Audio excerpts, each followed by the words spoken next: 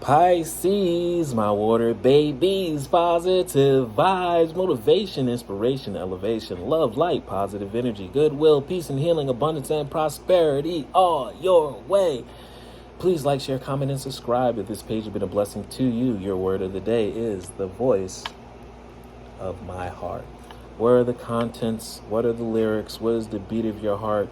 The beat of your own drum. Go to that tempo. Don't worry what the world is listening to, what the top 50, what the top 10 songs on the radio are saying in their contents. I want you to live according to your heart, according to your spirit, the lyrics that you've been born here with. Make up your own song today. Pisces, we're known to make up our own lyrics. So what are the lyrics to your song saying to you today? Is returning to your heart, doing things that you enjoy, because you're not missing anything. You're not missing out on the party. There's going to be other times to be social, but you're actually in a place of being tested.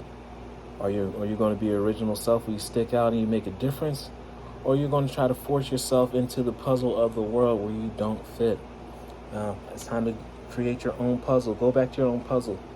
Fit in there, and then everyone will be at awe at the portrait and the puzzle that you have actually created, and you're going to change the world. Pisces, I need you. The world needs you.